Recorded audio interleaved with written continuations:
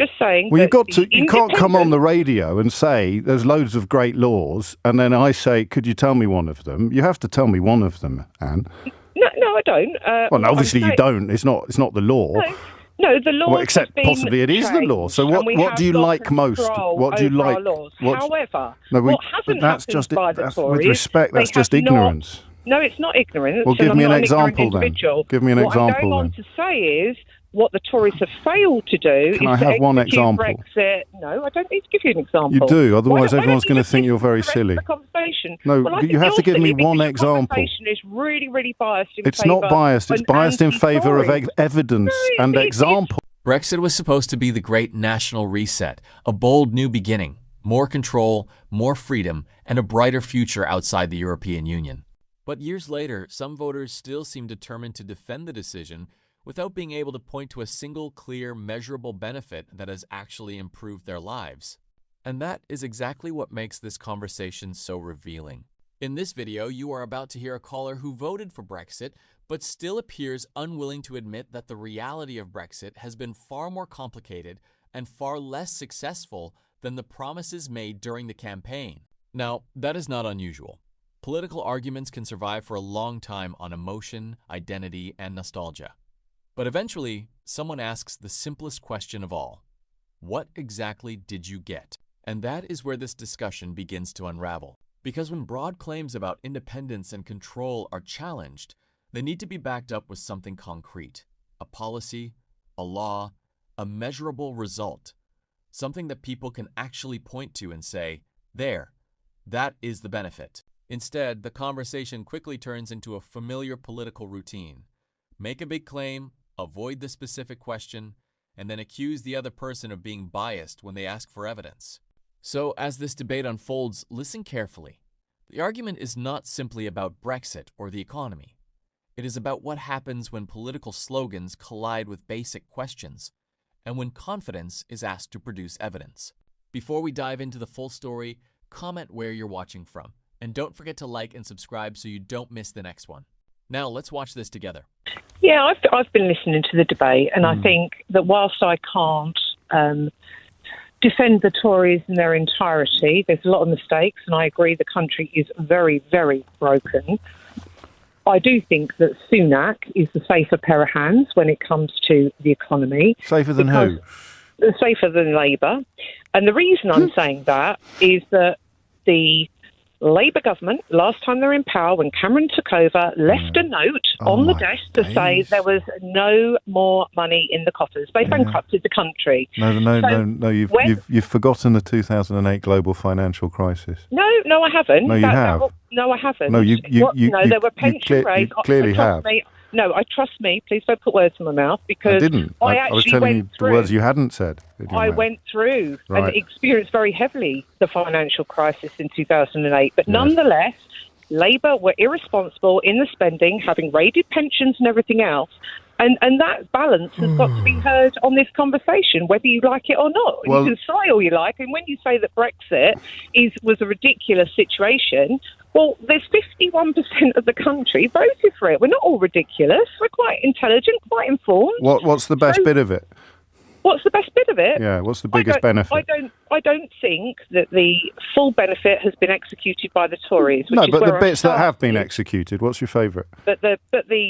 Because we've got independence. No, I mean as in something that we can see and something we can see and measure. So which law? Which is your favourite?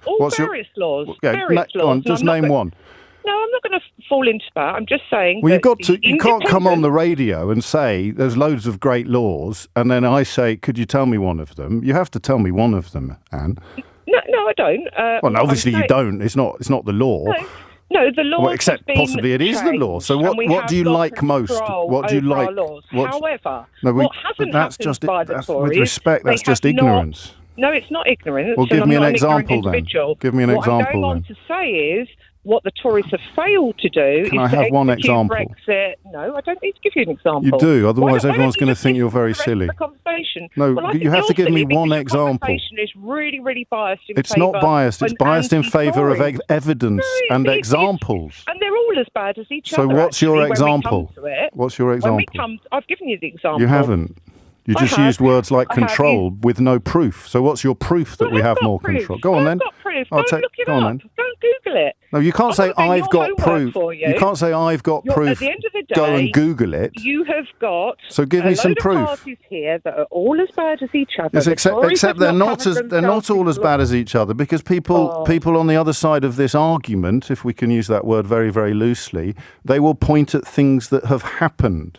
For example, having to choose the 12 people that could attend the funeral of your 16-year-old son. That is not something that makes Labour the same as the Conservatives. But we're talking about Brexit. We're talking...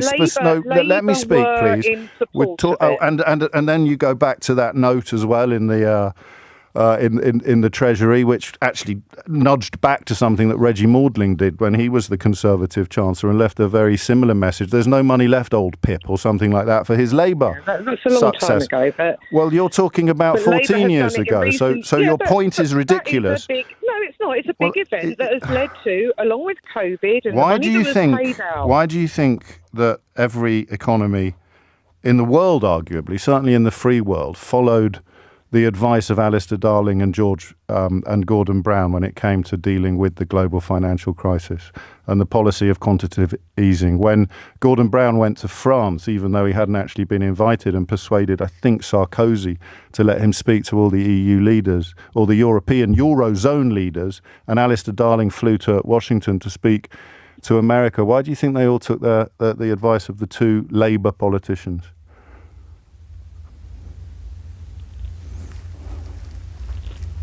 Anne? Sorry, say that again. Why do you think every government in the world, practically, followed the advice of Gordon Brown and Alistair Darling when it came to emerging from the global financial crisis of 2008? You tell me. Because they were brilliant. Really?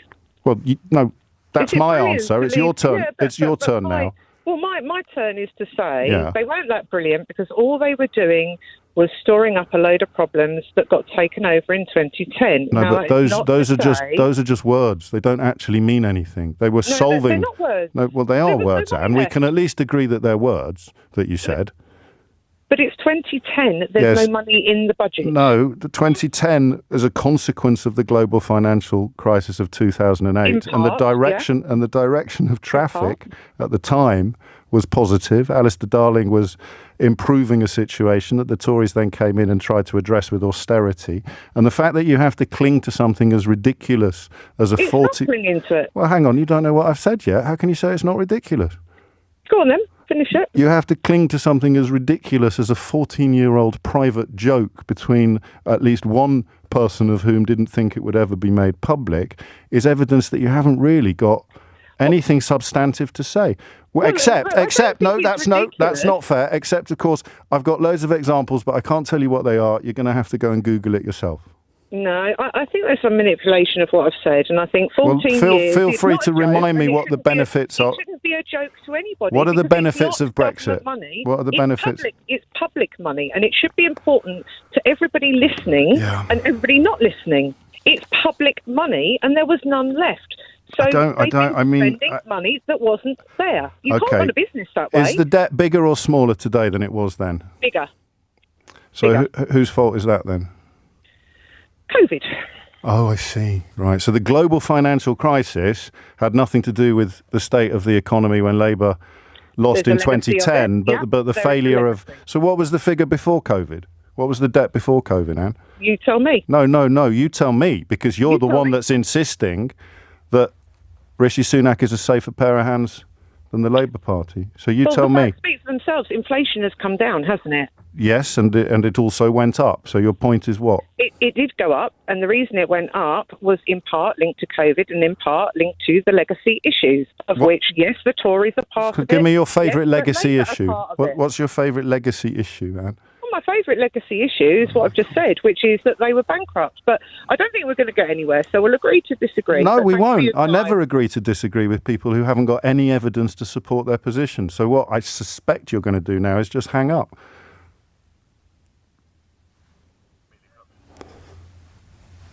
I'm like Nostradamus.